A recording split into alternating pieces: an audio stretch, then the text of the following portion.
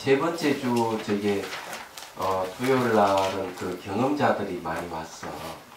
1박 2일 동안 그 수행 점검도 하고 또 이제 포살도 하고 여러 가지 행사를 좀 했습니다. 총회도 하고. 그래서 이제 여러분들도 이제 시간이 되면 셋째 주 토요일 일요일은 이제 전국에서 이제 수행하러 오시니까 와서 여러분들이 이제 한 달 동안 공부했던 거 점검도 받으시고 또 수행도 하고, 그리고 새로운 이제 그 산 중턱에다가 이 걷기 명상 코스를 만들었으니까 같이 걸어보기도 하고 그러시면 좋겠네요. 자, 297페이지를 보십시오. 거기에 이제 세 번째 줄부터 이제 공부를 할 겁니다. 의용 원적하는 부분. 자, 제가 읽어볼게요. 열애장의 원명신묘는 그대로가 분별심이고 후공이며 흙이고 물이고 바람이고 불이며 눈이고 기, 코, 혀, 몸 뜻이며 색성량 미촉법이고 안식계이며. 자, 이게 원명신묘라는 말을 이제 쓰고 있는데 여기 있지 그 원이라고 하는 거는 이제 원래라는 말을 또 쓰기도 하죠. 근데 이 원은 이제 주에서도 있겠지만 본이 근본 본자가 아니기 때문에 원명신묘는 보통 작용을 얘기합니다. 그러니까 마음의 본성의 작용, 불성의 작용으로 이제 보시면 되겠습니다. 그래서 여기 묘용이라는 말을 쓰는데 쉽게 말해 우리가 막 분별을 내고 화를 내고 막 이러는 거, 그 다음에 이제 보이는 허공이라든지 흙이라든지 물이 바람 이런 것들이, 그리고 뭐 우리 몸의 눈, 귀, 코, 혀, 몸이라든지 보이는 대색성의 미촉법이라든지 이런 것들이 사실은 알고 보면은 마음의 본성이 이렇게 나타난 모습이다, 이렇게 얘기를 하고 있습니다. 그런데 이런 이야기를 그냥 들으면은 이해가 안 되기 때문에 과학적인 사실들을 얘기하자면은 우리가 이 모양과 색깔을 인식하는 것은 사실은 그 대상은 파장이라는 얘기죠. 소리를 인식하는 것도 파장이고, 냄새를 인식하는 것도 분자의 진동이고, 맛도 마찬가지다 얘기죠. 그래서 쉽게 말해가지고 이 자연계에는 뭐가 없는가 하면은 아무것도 앞에서 다 아니다 아니다 아니다 다 부정했듯이 분별심이니 허공이니 흙이니 물이니 바람이니 쭉 얘기잖아요. 불, 뭐 눈, 귀, 코, 혀, 몸이니 이런 것들이 사실 존재하지 않습니다. 색성형 미촉법도 존재하지 않고, 존재하지 않는 이것을 분별심의 홍으로 나타나고 흙, 불, 바람으로 나타나고 눈, 귀, 코, 혀로 나타나고 색성형 미촉법으로 나타나고, 이 나타나는 것들은 뭐냐, 저 마음이 그렇게 나타난다는 거죠. 저 마음이라는 얘기입니다. 그래서 이제 과학에서도 얘기했던 자연계에는 색깔이 없고 냄새도 없지만은 그것이 전부 다 마음에 의해서 나타난다고 이 얘기를 하고 있는 것이죠. 자, 이와 같이 이와 같이 더 나아가 의식계와 의식 경계를 해서 의식 영역을 의식계라고 합니다. 밝음과 무명이고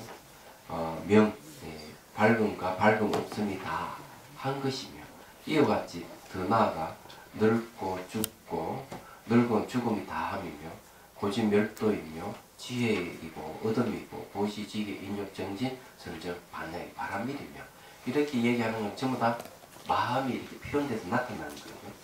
좋은 것이든 나쁜 것이든 전부 다 마음의 본성, 마음의 표현에 나타난 것이다, 이래 보시면 돼요.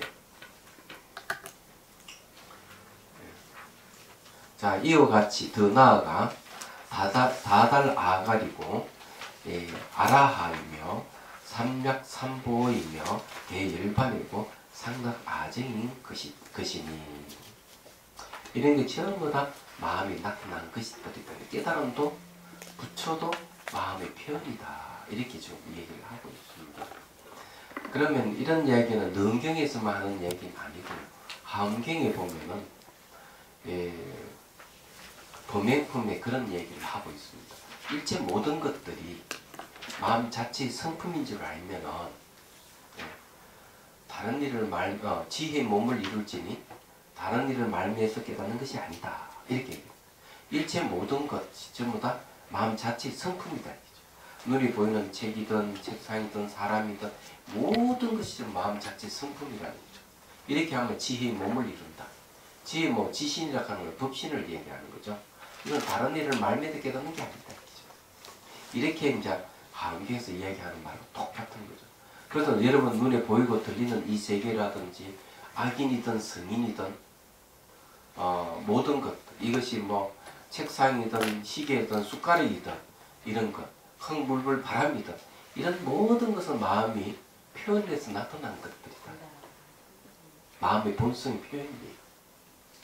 그래서 능가경에서도 보이고 들리는 이 세계는 마음의 그림자 또는 마음이 투영돼서 나타난 세계 이렇게 얘기하고 해심일경이 똑같이 그런 얘기를 하는 거죠. 이유동성. 그런데 이것이 과학에서 얘기하는 말랑 같다는 거죠. 이 세계는 자연계는 색깔도 없고 모양도 없고 냄새도 없고 다 없지만 우리는 그것을 뭘로 보느냐? 색깔로 바꾸고 보고 냄새로 바꾸고 모양 없는 걸 모양으로 이렇게 바꾸고 보고 그런 것도 전부 다 마음이 작용해서 나타난다 하는 거예요. 그러면 이해가 되시죠? 그죠? 그러니까 이게 별로 어려운 이야기는 아니에요. 옛날 같으면 매우 어렵고 이해하기 어렵지만 요즘 과학이 발달하니까 이렇게 쉽게 설명이 가능해졌다. 제가 10년 전만 해도 이런 설명을 아마 하지 못했을 거라는 생각을 하고 있어요. 그 요즘 이제 그 과학 서적을 좀 이런데 특히 이제 맛이란 무엇인가 책을 다 읽었던 상당히 새로운 사실을 많이 알게 됐고 또 향기에 취한 과학자 그 욕망을 부르는 향기 이런 또 이제 맛에 대한 이런 것을 쭉 보면서 요즘은 음식을 이야기하더라도 분자 음식이란 말이 있어요. 분자 음식 처음 들어보죠. 그래 음식도 과학이라는 얘기죠. 그 음식이 왜 과학이냐면은 음식 맛 자체가 전부 다 향기에 의해서 후각이 이 향기를 맡으면서 맛을 느낀다는 거죠. 그게 전부 다 이 향기라 하는 것은 분자의 진동이라는 거죠. 그래서 이제 그러면은 잘 알다시피 분자의 진동을 조절을 할 수 있으면 음식 맛이 달라질 수가 있다. 향기도 달라질 수 있다는 거죠. 그런데 음식도 과학이라는 말이 나오는 것이죠. 그런데 알고 보면 마음을 빼고는 무엇이라도 설명할 수 있는 게 아무것도 없어요. 심지어 향기, 우리 많은 향기도, 여기 보면 색성의 미적법이라는 말 나오는데, 색성향, 향에 대해서. 향에 대해서도 뭔가 하면 학습되어 있는 것이 되죠. 학습되어. 어떤 사람은 장비 향기를 좋아하고, 어떤 사람은 스컹크 냄새를 싫어한다고 생각하는데, 이것도 학습이라는 거죠. 그런데 묘하게 장미 향기를 싫어하는 사람이 있어요. 장미향을. 그 왜 싫어하느냐? 어머니 돌아가실 때 그 장례식장에 장미향이 났다. 그래 싫어하는 거죠. 어떤 사람은 스컹크 냄새를 좋아하는 거예요. 그럼 이런 것도 전부 다 후천재의 학습이죠. 음식 맛이라 하는 것도 학습이듯이 향기도 학습에 의해서 이루어진다. 묘한 거예요. 그래서 이제 학습에 의한다 하는 건 전부 다 향기나 맛은 문명의 산물이라는 뜻입니다. 그런 뜻이거든요. 근데 그런 것은 전부 다 길들여지는 것이기 때문에 마음을 떠나서 설명할 수 없는 것이죠. 생각해 볼 거예요. 그러니 심지어 우리 흙이라 느끼고 나무라고 느끼지는 이런 것도 전부 다 알고 보면은 전부 다 학습된 것들이에요. 그래서 이게 실제적으로는 99.95% 다 비어있는 세계라는 거죠. 근데 우리는 그것을 전부 다 모양과 색깔을 인식하게 되고 부피감이라든지 이런 것 다 인식하게 되고 그런 거죠. 그건 전부 마음 문제라는 거죠. 여기서 이야기하는 내용이 그런 얘기입니다. 자, 그 다음에 이제 자, 이걸 해통을 해야 되겠죠. 이와 같이 참맘 그대로가 곧 세간과 출세간의 법이기 때문에 우리가 세간과 출세간의 법이라는 것은 세간이라 하는 시간과 공간을 얘기합니다. 출세간은 시간 공간을 벗어났다는 거죠. 세하는 시간이고 사이 간자는 공간을 얘기합니다. 이런 건 다 아실 거죠. 이건 늘 하는 이야기지만 세간 요 사이 간자는 이거는 공간을 얘기합니다. 세는 이거는 계속 이렇게 흘러가는 변화를 얘기하기 때문에 이런 시간을 얘기합니다. 그래서 세간은 시간 공간을 얘기하고 출세간은 시간 공간을 벗어난 걸 얘기합니다. 법이라 하는 현상을 얘기하고 그래서 이 참맘 그대로가 세간과 출세간의 현상이다 이거죠. 전부 다 마음의 표현이 지나지 않는다. 이렇게 얘기합니다. 제가 그 책을 읽으면서 가장 모호하게 느껴지는 그런 오늘 테이블하고 이렇게 뭐 유전자에 대한 수명이 관계된 유전자에 대한 얘기를 뭐 쭉 하면서 그 유전자의 그 뭐 어떤 꼬리 뭐그 길이라든지 이런 거 그리고 그걸 어떤 측정하는 기계에서 나이를 측정하는 그런 사람의 동안이라고 뭐 하고 이러지만은 DNA를 조사해 보면 마치 나무에 나이테가 있듯이 DNA도 그 나이테가 나타난다고 이렇게 얘기를 하면서 이런 것도 전부 다 하늘 뜻에 의해서 그렇게 됐다. 이런 식으로 얘기 하늘의 뜻에 의해서 너무 모호한 표현을 쓰고 있는 거죠.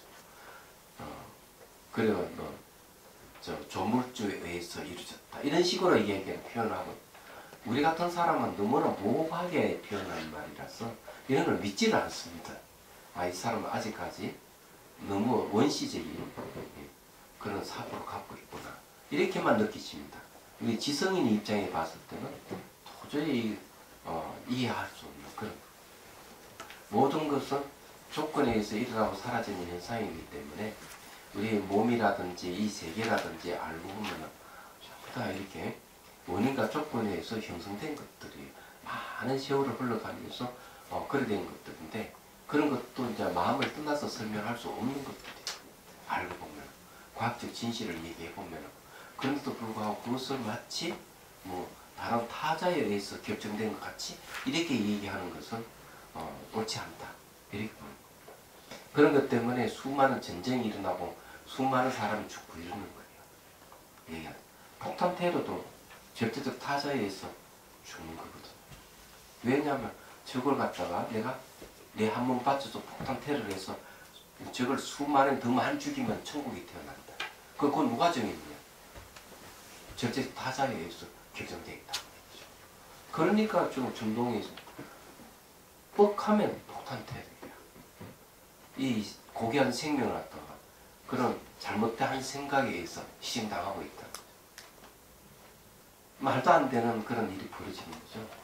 그래서 이게 우리는 정확하게 우리는 알아야 되는 거죠. 둘이 뭉실하다든지 애매하다든지 이러면 좀 곤란하다.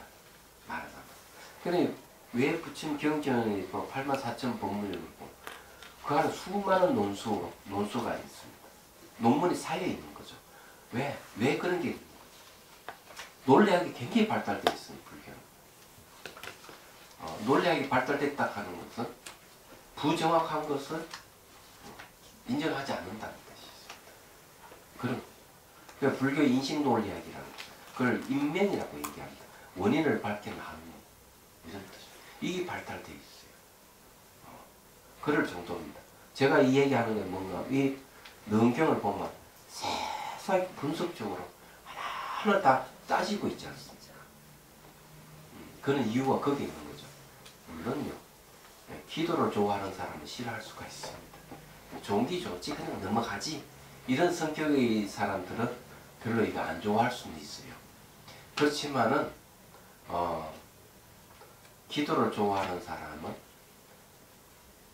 법문을 싫어하고 기도를 좋아하는 사람은 미혹에 빠져있는 사람들 대부분 무지하다는 얘기죠. 그러나 불교는 지성을 최대한으로 활용하는 종교다. 지성을 극대화하는 종교다.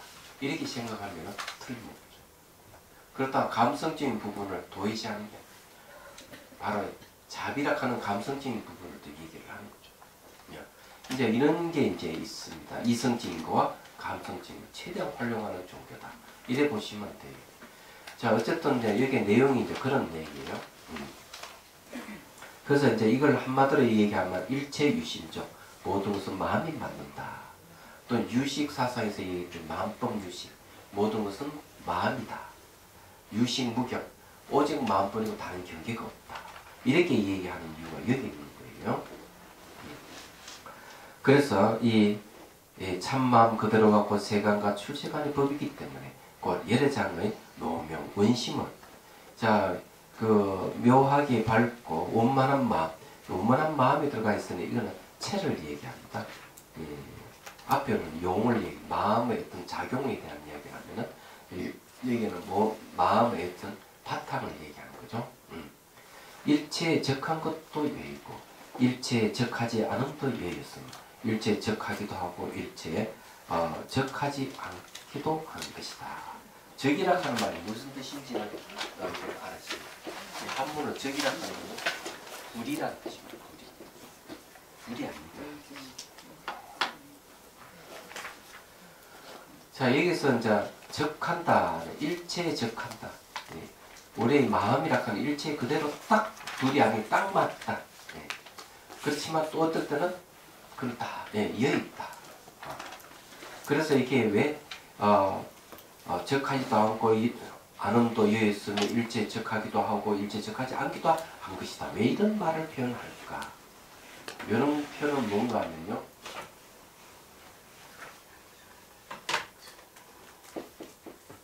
말과 생각을 떠났다. 말과 생각을 떠났다. 이런 걸 얘기합니다. 쉽게 얘기했어요. 우리가 보통 선이란 말을 많이 쓰잖아요. 선의 두 가지 조건이 뭔가 하면 첫 번째, 어느 도단이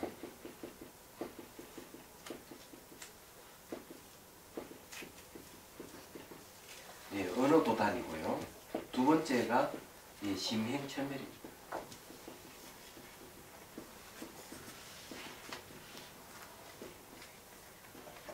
이 말은 언어의 길이 끊어지고 두 번째는 마음이 움직이는 곳이 소멸해 버린 것. 그랬을 때 우리가 선으로 들어갈 수가 있다. 이렇게 얘기하는 똑같은 얘기. 왜 이런 이야기를 하느냐?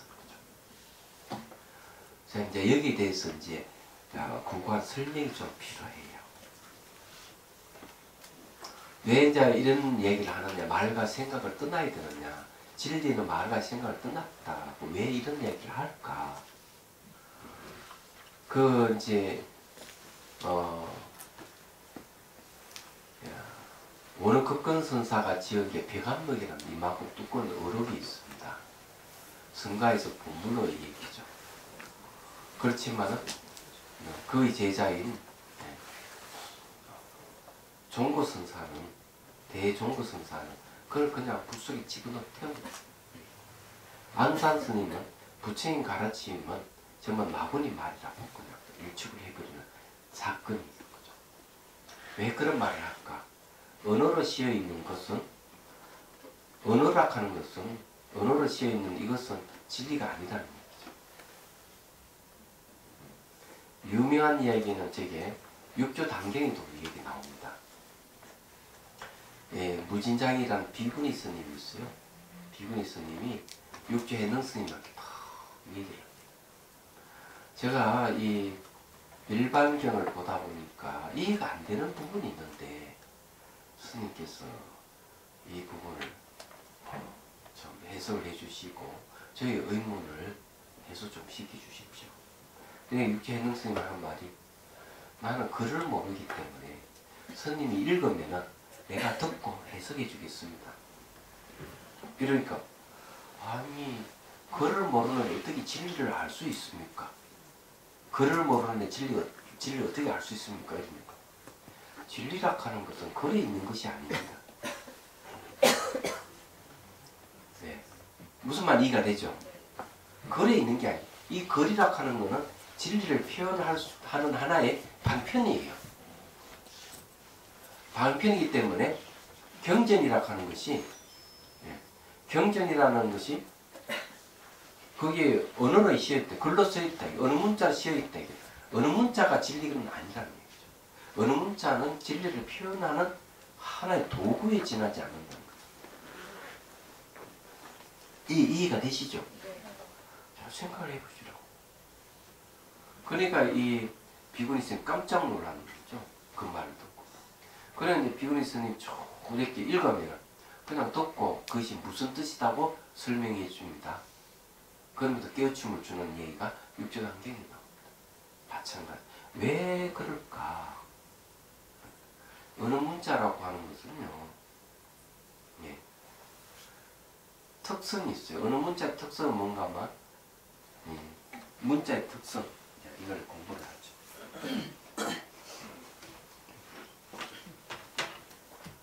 자, 어느 문자다. 어느 문자의 특성은 첫째, 대상을 고정화시킨다. 두 번째는 다른 것과 분리시킨다. 세 번째는 실체성을 부여한다. 이런 게 어느 문자의 특성이 대상을 고정화시킨다. 그 말은 뭔가 하면 여기 이제 차장이 있다 이죠. 차장이 있고 차장을 탁 던지면 깨져버려요. 그렇지만 차장이라는 말은 안 깨지는 거야. 그러니까 실제 사물하고 언어가 별개의 것이라는 거죠.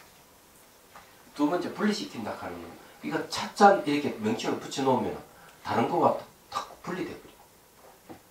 세 번 또 이거 차장 이러면은 이게 마치 내 밖에 따로 실제로 존재하는 같이 느낌이 오는 거야.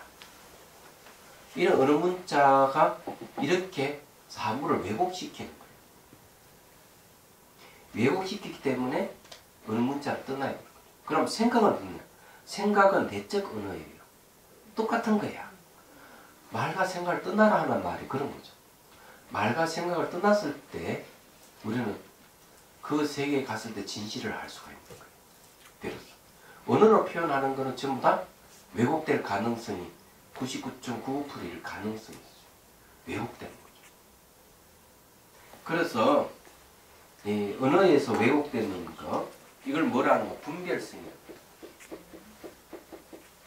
분별성. 다른 말로 하면 병계 소집이라는 말이죠. 병계 소집.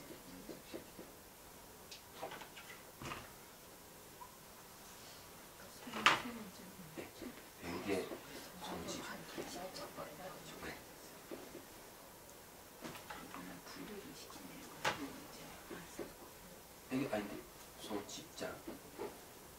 집자가 이게 이정. 이건 뭐가? 예? 아홉자? 아, 이렇게? 아, 참. 이제 안 쓰니까 더 잊어. 자, 분별성이라고 하는 분별하는 성품이 있다. 왜냐하면 이거 고정되어 있거나 분리되어 있는 전부 분별이에요. 나눌 분자, 네, 다를 별자, 다른 거 구분시킵니다. 그 분별성이. 다른 말 하면 두루 헤아려서 집착하는 바의 성품. 우리 마음이 이런 게 있는 거죠. 그런데 이게 두루 헤아려 집착하는 성품 왜 생기느냐? 전부 다 언어에 대해서 저질러지는 사건입니다. 그래서 이런 그 마음을 갖다가 문명이라고 하는 거죠. 병계 소집의 마음을 문명이라고 어둡다 이렇게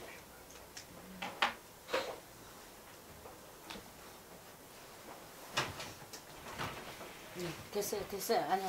네. 조금만. 네. 됐어요? 네.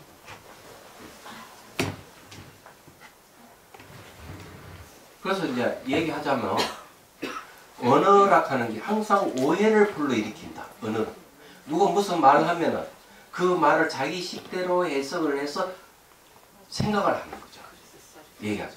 왜 그러냐 하니까 언어는 대상을 고정화시키고 다른 거 분리시키고 마치 실체성을 부여해버리는 거예요. 사물이다. 그런데 이런 문제가 생기기 때문에 우리 수행을 통해서 말과 생각을 떠나야 되는 거예요. 그럼 말과 생각을 떠나는 방법이 뭐냐? 두 가지가 있어요. 두 가지. 하나는 시간의 흐름, 무상을 보는 거죠. 두 번째는 뭔가 하면은 이 공간적인 의미에서 말하자면은 연기를 얘기하는 거죠. 이제 이런 두 가지로 답한 모든 것은 시간적으로 변한다. 변하면은 말하는 순간 대상이 착 변해져 버리잖아요. 말을 붙일 수가 없어요. 말을 붙이는 순간 대상이 바뀌고 없는 거예요. 그래서 무상에 대한 바른 인식을 하게 되면 아, 모든 존재가 그게 없다. 이름이 없구나. 명칭이 없구나. 모든 존재는 생각이 없구나 하는 걸 알게 되는 거죠. 변하니까. 그 다음에 두 번째는 공간적으로 상호 의존관계. 연기라 하는 거는 의존이거든요. 상호 의존하고 있다 하는 건 뭔가 하면 대상을 고정화시키거나 분리시키거나 실체성 부여하는 것을 부정해버리는 거예요. 연기라 하는 이런 것을 언어에 의해서 나타나는 세계를 부정하는 게 연기라는 말이에요. 상호 의존. 의존관계를 갖고 있으니 고정된 게 아니죠. 의존관계에 대해서는 분리된 게 아니죠. 의존관계에 있어서 실체성을 인정하는 게 아니다. 이거죠. 그래서 우리가 이걸 배우는 거예요. 그게 뭔가 하면은 병기소입성이 바로 언어에서 이루어졌다 하면은 이래 무상과 연기로서 파악하게끔 하는 것이 의타기성이에요. 의타기성이라고 하는 타를 의지해서 일어나는 성품을 얘기해요. 이게 아주 중요해요.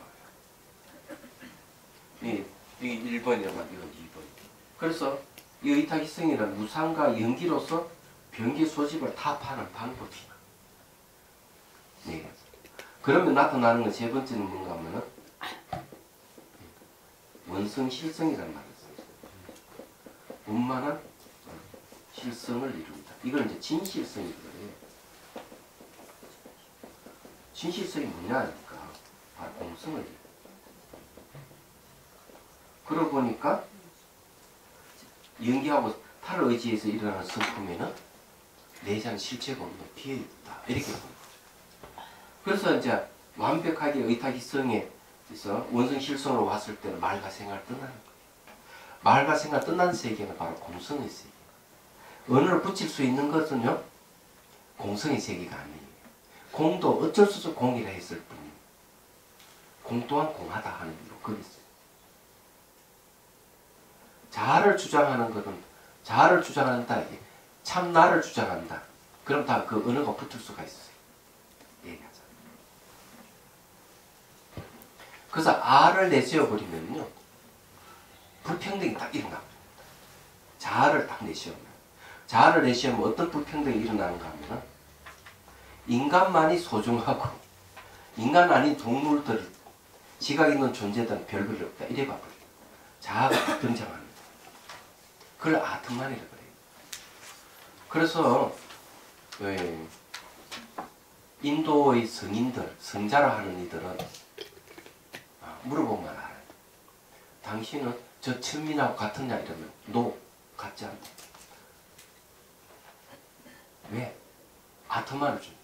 아트만이 뭔가 참나거든요. 진화거든. 진화를 주장하게 되면 진화는 불평등이다. 그래서 이 천민의 진화가 다르고 성인의 진화가 다르다고 하는 거예요. 그래서 천민하고 성인은 같지 않다고 이렇게 얘기해요. 이게 아주 무서운 거예요. 제가 왜 이런 이야기를 하는가 하면은 불교에서는 참나를 얘기하더라도 진화를 얘기하더라도 그것은 무아의 아이입니다. 무아의 아. 그래서 쉽게 말해가지고 참나라든지 진화라 하는 말은 시대의 산무대예요. 그 시대에 그런 언어를 많이 사용했기 때문에 불교도 어쩔 수 없이 그 용어를 사용하지만 내용은 뭐냐? 무아라는 얘기죠. 무아의 아라고 해요. 그리고 또는 보승론에서는 유아와 무아의 양극단을 떠난 아다 이렇게 얘기하는 거죠. 그럼 의미를 따져보면 뭘 얘기하는가 하면은 아라고 하지만 어떤 실체성을 갖고 있는 아를 얘기 안 하는 거죠. 그건 공수와 똑같은 얘기입니다. 그 얘기는.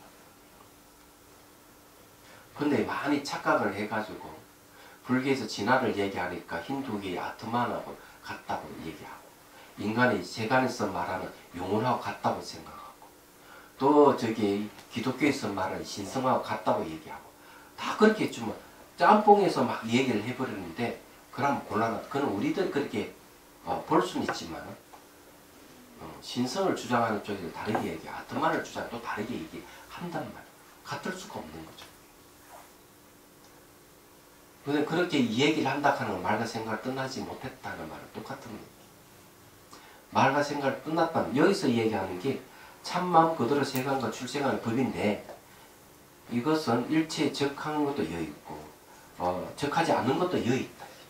다 여있다. 다 떠났다. 이거죠. 그런 말과 생각을 떠났다. 이거죠. 그런 얘기예요. 그리고 이제 일체 적하기도 하고 적하지 않기도 하다. 이렇게 하는 거는 뭘 얘기하는 거는 긍정 입장에서 하는 거고 떠났다 하는 부정 입장에서 얘기하지만 진정한 뜻은 말과 생각을 떠난 것이다. 어쩔 수 외에는 묘명원심이라고 이렇게 했을 뿐이다. 그 쉽게 말해가지고 모든 것은 마음의 현상이고 마음이 다 만든 건데 세간도 출세간에도 전부 마음의 표현인데 이것을 어쩔 수 없이 이렇게 말로 표현했지 원래는 말과 생각을 떠난 자리다. 이건 내가 수행해서 직접 체험해야 될 수밖에 없다고 얘기합니다. 체험해보면 명명백백이 다 드러나는 것이다. 이렇게 얘기하는 거죠. 여기서. 네. 근데 왜 이제 이런 얘기를 하는가 하면 잘 아셔야 돼요. 불운하 존자가 청룡 본연한테 산화되지가 왜 생기느냐. 우리 마음의 본성이 원래 청정한데 우주가 왜 생기느냐. 청지 창조가 왜 생기느냐. 이런 물었단 말이에요. 거기에 대한 답변을 좀 하고 원래 생긴 적이 없다. 전부 다 마음이 만든 세계다. 생긴 적이 없는데 마음이 만들었다. 그렇죠. 마음 자체를 한번 보라. 마음 자체는 원래 텅 비어 있어서 청정하기 때문에 뭐를 애초 그 자체가 어떤 실체성을 갖고 있는 게 아니다. 이렇게 구부하게 설명을 하고 있는 거죠. 딱 보시면 아시죠. 야, 자, 이런 이야기는 사실은요 제가 이야기하는 것보다 종정스님 이야기하시는 큰 도인이 이야기하는 것 훨씬 더 위력을 발휘할 텐데 제가 그 수준이 아니기 때문에 여러분들이 감동을 못 주고 있을지도 모릅니다. 자, 공부를 해봅시다. 이제 299 어찌하여 세간의 삼류중생과 삼류락하는 욕계, 색계, 무색계의 중생을 삼류중생이라고 해요. 유락하는 생존을 얘기합니다.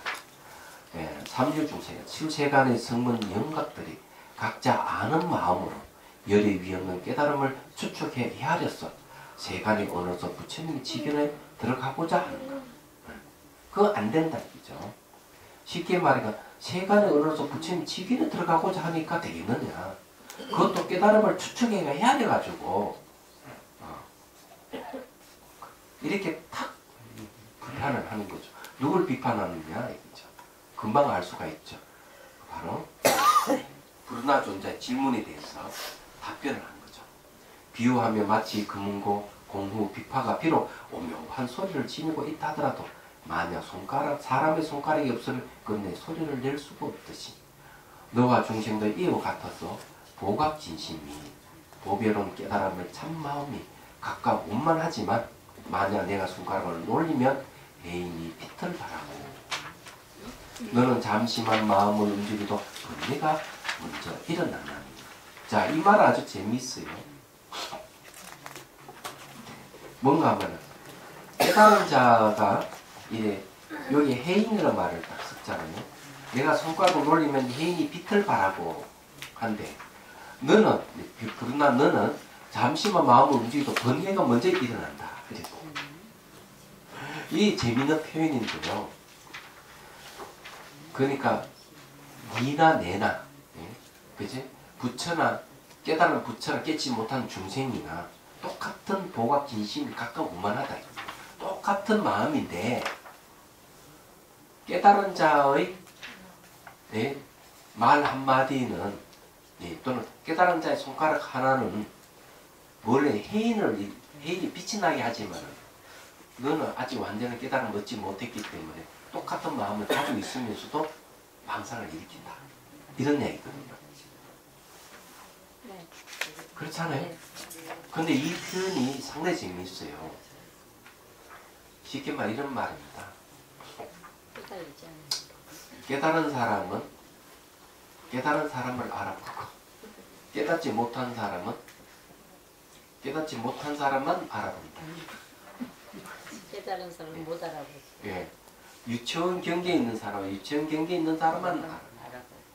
대학원 경계에 있는 사람은 대학원 경계에 있는 사람만 알아봐요. 이 말은 대성기신론에서도 얘기합니다. 이러한 경계는 부처와 부처만이 안다. 이런 식으로 해요. 해인이라 하는 말은 바다에 도장 찍는 걸 얘기하죠. 네, 바람 한 점 없이 바다가 출렁거리지 않는 상태에 있으면 모든 만상이 바다에 다 비칩니다. 도장을 찍듯이 쫙 비치는 거죠. 그걸 해인이라는 말을 표현한 깨달음의 표현이에요. 자, 그러면은 이 해인 삼매를 얘기하는데 여기 대해서 공부를 좀 해요. 이게 무슨 말인지. 해인 삼매를 엉뚱하게 이야기하는 사람 너무 많아서 얘기를 합니다.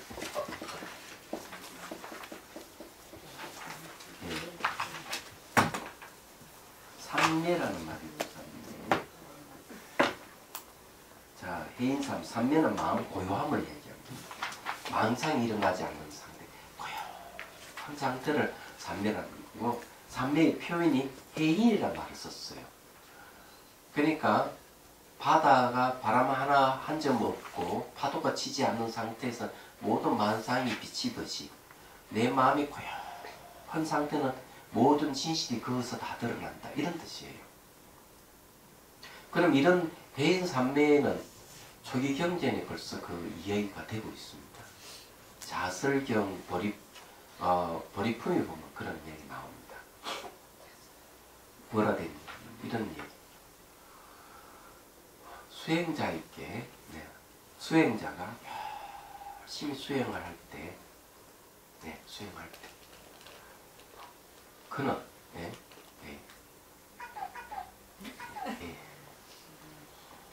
이 아주 열심히 수행하는 수행자가 말이죠.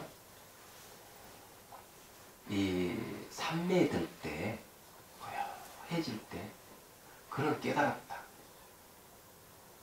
그는 깨달았다. 연기 이법을 깨달았다. 이렇게 얘기합니다. 왜? 그 고요한 선정 상태 모든 진실이 드러나기 때문에 이렇게 이제 얘기를 하는데 그 말 뜻은 뭐는 말인가 이런 것 깨달음이라고 하는 것은요 땅에서 일어나는 것도 아니고 하늘에서 일어나는 것도 아니에요. 깨달음이라고 하는 일상생활에서 일어나는 것도 아니에요. 그럼 깨달음은 어디서 일어나느냐 얘기야. 깨달음은 마음이 고요한 삼매에서 일어나는 거예요. 내 마음이 고요해졌을 때 진실이 드러나기 때문에. 그 내용이 그런 이야기입니다. 그래서 삼매도 이제 찰나 삼매도 있기 때문에 길을 가다 보면 이야기하다가 찰나 삼매에 순간적으로 깨달음이 올 수가 있어요. 찰나가 순간적으로 마음이 고요해지는 상태에서 깨달음이 올 수가 있는 거예요. 그래서 이 삼매가 중요하다. 쉽게 말해가지고 깨달음이라는 땅에서 일어나는 것도 아니고 하늘에서 일어나는 것도 아니고 어떤 데서 일어나는 곳이 없어요. 깨달음이 일어날 수 있는 곳 삼매에서 일어나는 거예요. 그런 뜻입니다. 이건 해인이 빛을 발한다는 말 그런 뜻이에요. 그런데 이런 깨닫지 못한 사람, 완전히 깨달음을 얻지 못한 사람에게는 조금만 마음을 움직여도 번뇌가 먼저 일어나요. 해인이 일어나는 게 아닙니다. 해인 삼매라 하는 말은 마치 거울에 만상이 비치는 것 같은 거죠. 그걸 다른 말로 지혜라고 표현합니다. 지혜. 우리 마음의 본성은 지혜라는 거죠. 우리가 갖춰져 있다. 이렇게 얘기를 하는 겁니다. 근데 이해가 되시죠? 그죠? 네. 여러분들이 이걸 이해하려면 큰 대야에다 물을 떠다 놓고 흙탕물을 이렇게 해가지고 흔들어 놓으면 이 물이 어떻습니까? 우해가지고 흙탕물이잖아요. 그냥 그냥 내버려둬요. 놔두면 며칠 놔두면 흙탕물이 쫙 깔아앉죠. 깔아면서 자기 얼굴을 비추면 자기 얼굴이 드러나거든. 흙탕물이든 자기 얼굴이 안 드러나는 거야. 마찬가지로 마음도 그와 마음이라 하는 게 뭔가 하면은 한 대상의 마음을 딱 집중하고 있을 때 어떻게 될까? 내가 이걸 얘기해야 돼.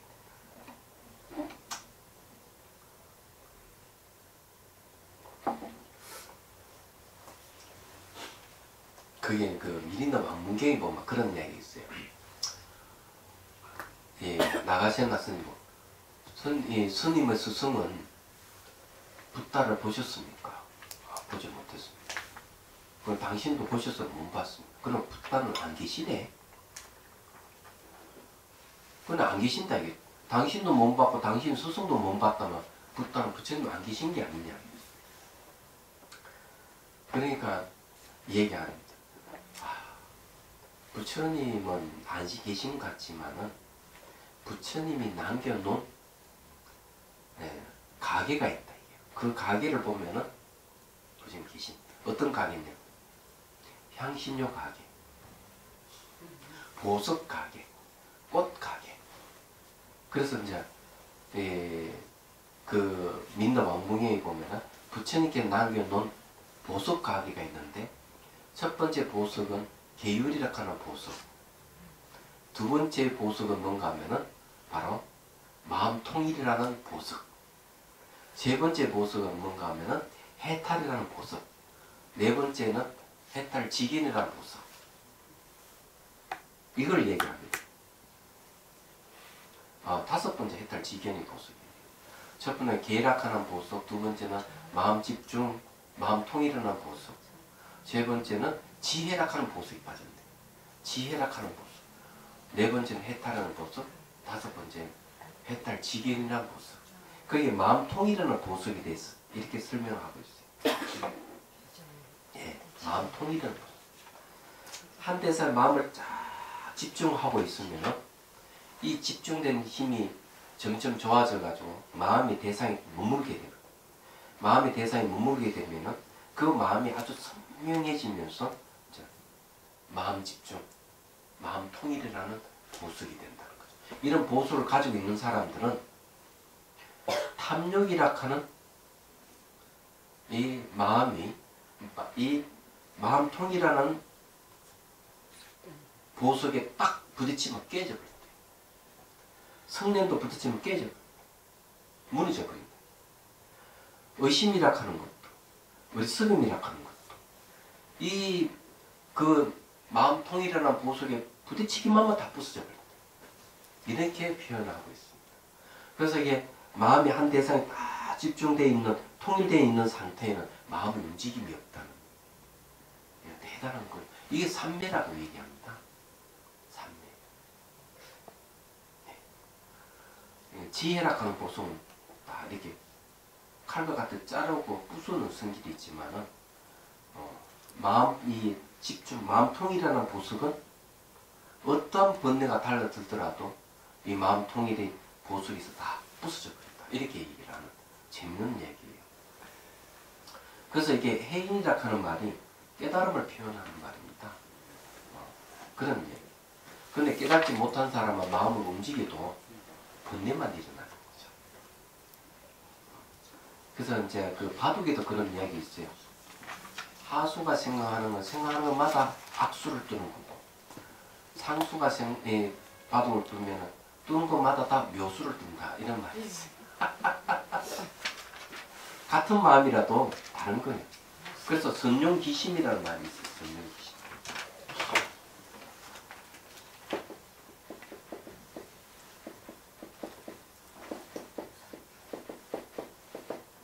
이 선용기심이라는 하는 말은 뭔가 하면 예.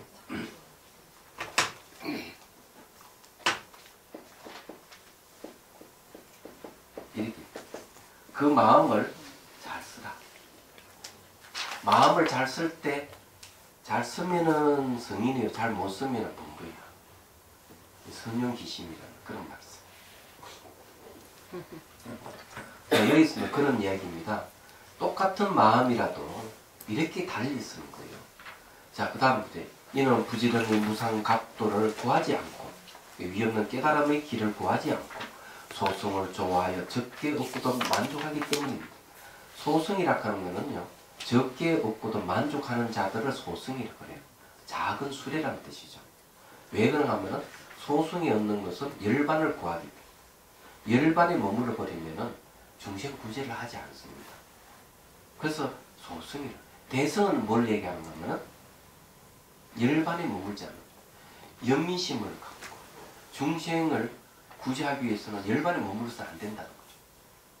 그냥 중생 구제하는 마음은 연민심이라는 거예요. 그래서 열반에 머물지 않아요. 열반이 뭔가 하면은 천국은 시간의 제약을 받아요. 시간 공간의 제약을 받아요.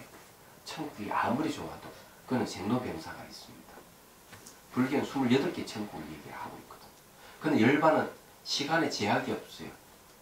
네? 공간의 제약도 없어요. 시공을 벗어난 게 열반이에요. 근데 그 열반에 머무는 중생 구제를 할 수가 없어요. 그래서 연민심을 갖고 열반에 머물지 않는다. 그리고 또 이 세간에도 머물지 않는다. 이 세간 마음이 만든 허상이기 때문에 세간도 머물지 않는다. 그게 뭔가 하면 대승이에요. 그래서 여기서 얘기하는 소승을 좋아하여 적게 얻고도 만족하기 때문이다. 이렇게 얘기하는 것은 불운하 존자가 바로 소승이기 때문이에요. 괜히 불운하 존자 보고 하는 일. 그래, 불운하도 그 말을 알았어. 그래서 그 다음 얘기하면 불운하가 말이에요. 제가 열애와 같이 본래로 보각이 원명하여 진묘 정심이 둘이 없고 원만하건만 제가 시작이 없는 과거로부터 허망한 생각을 내어 오랫동안 윤회에 머물러 있었으므로 지금 성인의 결과를 얻었는데 또 아직 완전하지 못하거니와. 자, 성인의 결과를 얻었다 하는 말이, 이 말은 뭘 얘기하느냐? 이 성인의 결과는요, 여기엔 초지 이상의 경계를 말한 바 있습니다. 초지.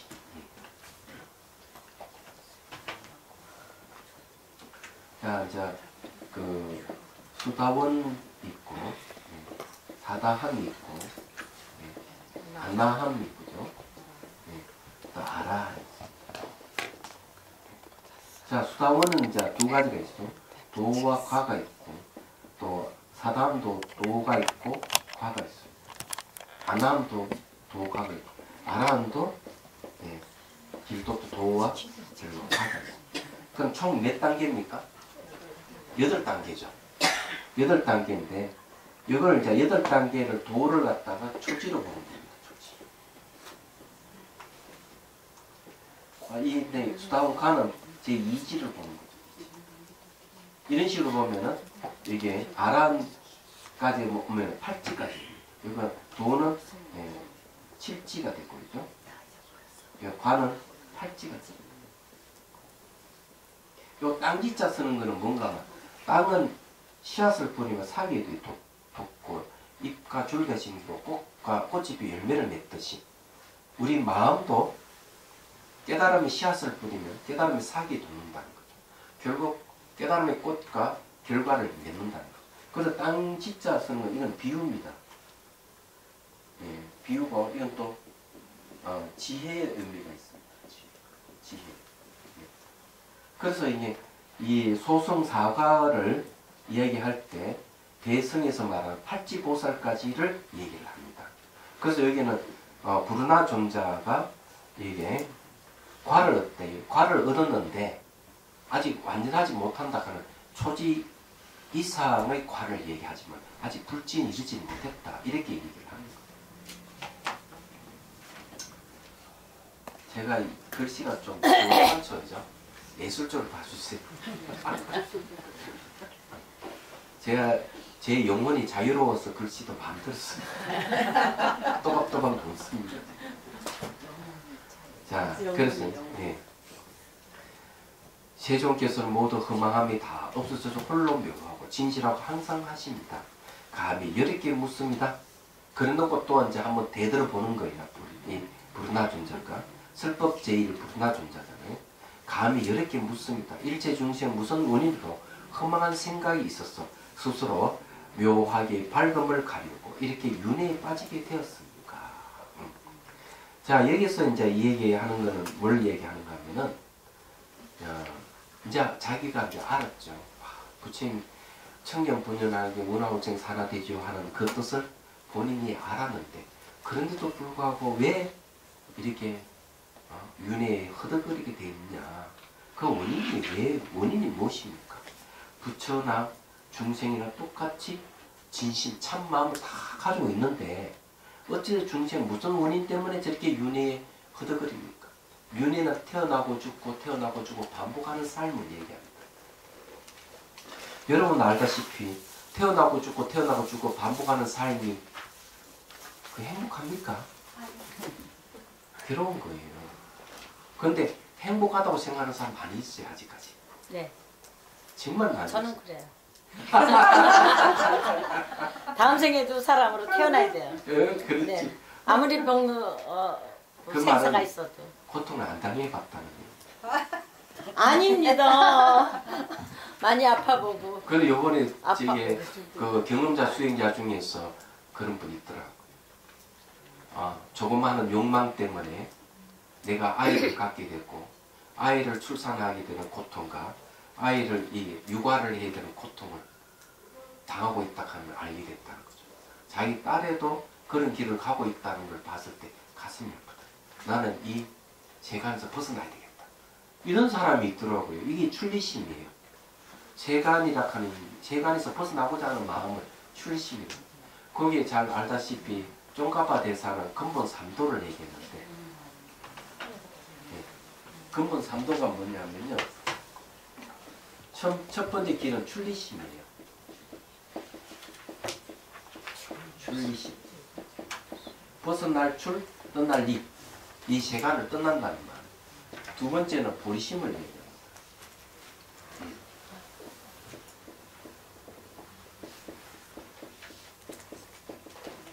보리심은 뭘 얘기하는가 하면은 내가 중생을 도와주고자 하는 마음. 그러기 위해서 위헌 깨달음을 구하고자 하는 게 보리심입니다. 세 번째는 지혜입니다.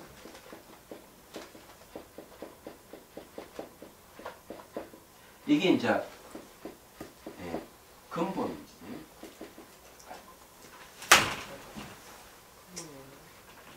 한글을 쓰겠습니다. 근본. 이거는 3도. 근본 3도. 세 가지 길이라는 거죠. 그러니까 출리심과 보리심이 있어도 지혜가 없으면 윤회에서 못 벗어난다. 이게 이제 그 얘기입니다. 지혜가 굉장히 중요해요. 그럼 여기서 지금 결국 얘기하는 게 뭐냐면 출리심과 보리심을 본래 일으켰다고 생각해요. 그러나 진짜 아직 지혜가 완전하지 않다는 거예요.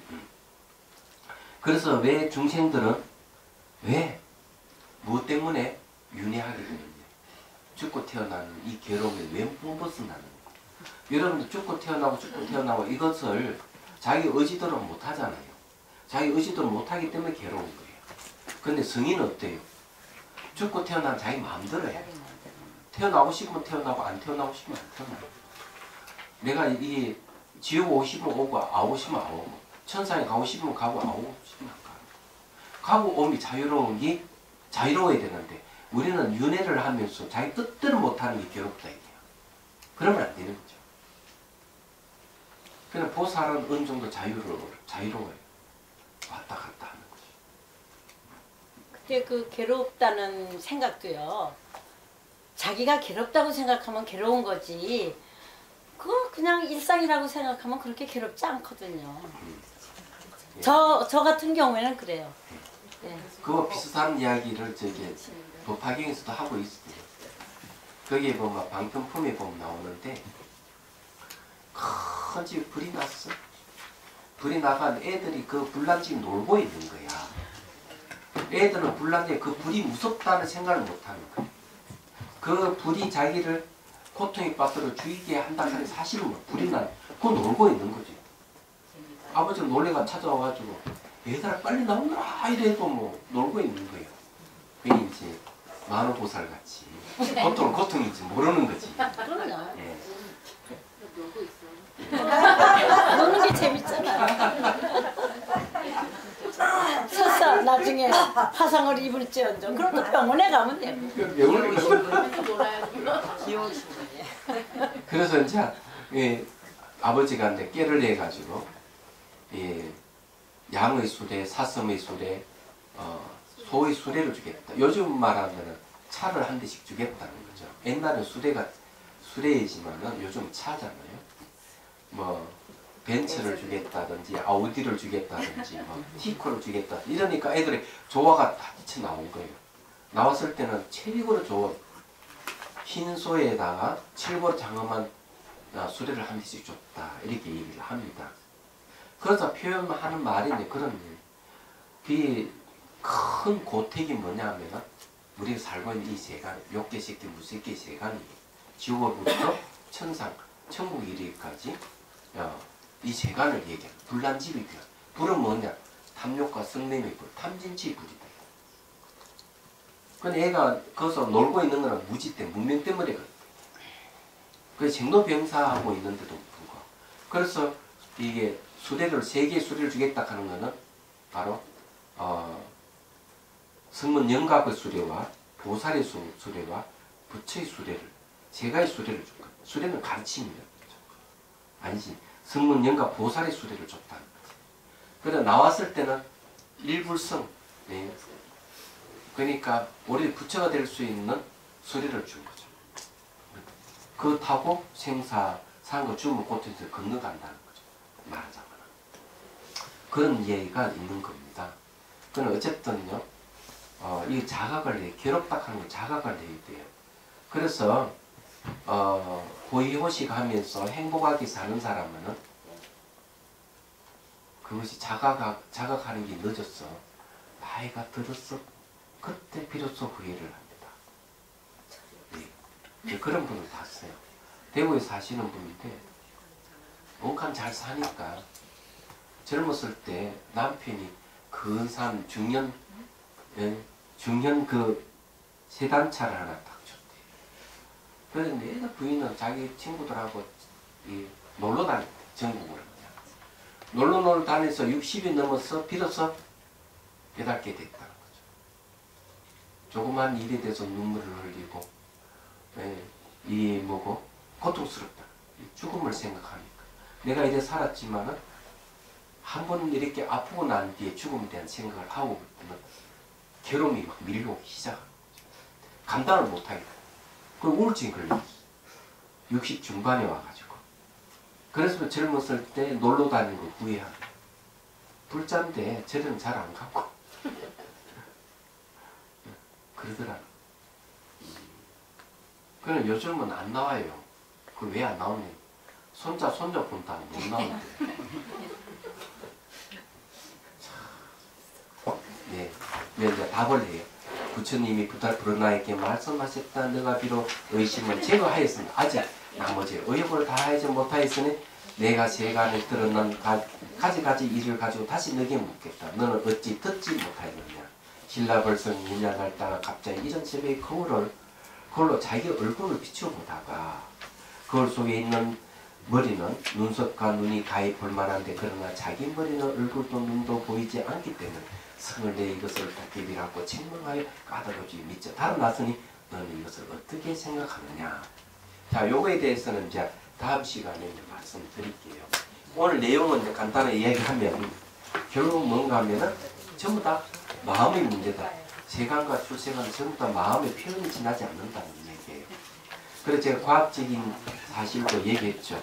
색깔이나 냄새라든 소리라는 건 존재하지 않지만은 우리는 그것을 전부 다 파장을 분자의 진동을 전부 다 색깔이나 냄새나 맛이라든지 소리를 인식을 한다. 그래서 결국 마음이 만든다는 얘기를 했습니다.